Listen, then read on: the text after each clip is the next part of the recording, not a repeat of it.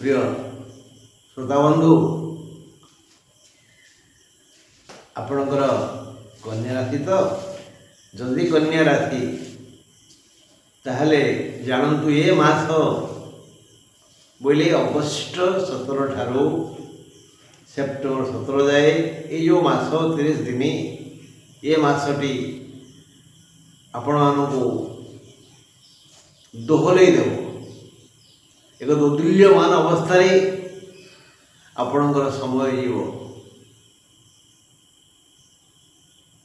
धन यथेष्ट बेसी आसबनी केवल राहु शतकड़ा 100 साहाय्य करेंगे धन दिगरे बुध 28 दिन धन देवे शुक्र मात्र 12 दिन धन देवे यह व्यतीत द्वादश मंगल द्वादश रवि द्वादश केतु सप्तम शनि नानाविध रोग देवे ए मासरे सेही माने ही सुख भोगिबे आनंद पाइबे सेही मानकर ही समस्या दूरीभूत हेबो जो माने कर्मी कर्म ही भगवान मु कर्म कले मो पेट पुरिबो मो परिवार प्रतिपोषण हेबो जाकि वर्णित हुई थी आम श्रीमद् भगवद्गीता रे कर्मण्येवाधिकारस्ते माँ फलेषु कदाचन यही नीति के जो अवलंबन करेंगे रोग कम धन बेसी दुख कम सुख बेसी से माने केवल ए मासरे शांति पाइबे और जो माने कर्म अवहेला करेंगे से माने धन कम पाइबे रोग बेसी पाइबे अशांत परिवेश रे जीवन जीव ए मासटी महिला मानक पई आदौ शुभंकर नुहे विद्यार्थी मानक पई यथेष्ट शुभंकर व्यवसायी मानकर लाभ कम हेबो जदि से व्यवसायी धर्म को जगी थिबे कर्म ठीक करथिबे तांकर भी यथेष्ट लाभ हेबो तेणु ये मासटी एक दोलायमान मास देखिबा ये मास एक दोदुल्यमान मास कन्या राशि लोके ये मासरे दोलायमान अवस्था ही काल काटिबे स्वास्थ्य समस्या बहु दुख देव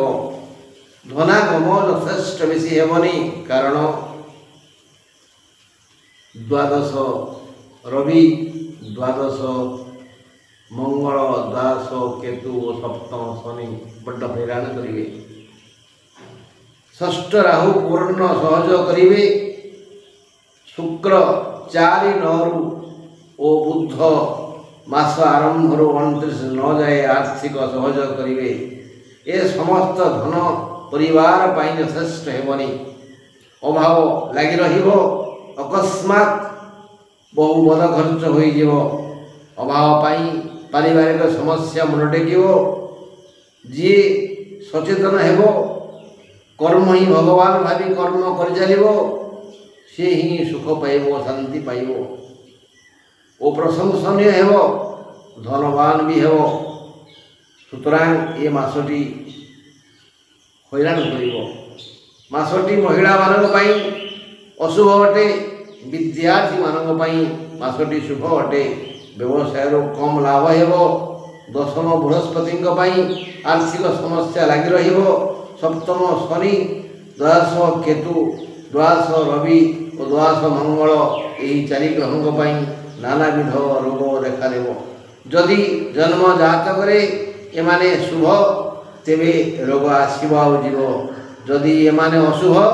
तेबे ये रोग बड़ यंत्रणा देव 29 पर बुध शुभ संवाद शुणेबे भारी बाधिब अगस्ट 23 मन रखु अगस्ट 23, 24, 25 सतर्क रे अगस्ट 23, 24, 25, सेप्टेम्बर 2, 3, 19 और सेप्टेम्बर 2, 3, 11, 12, अगस्ट 23, 24, 25, सेप्टेम्बर 2, 3, 11, 12 स्वास्थ्य भल नुहे, रोग हम कष्ट हम बाधि एणु रोग है मात्रे सतर्क रहतु नहले असुविधा हो। हाँ बंधु आज ये आसंता काली आम अन्य आलोचना करवा। नमस्कार रही।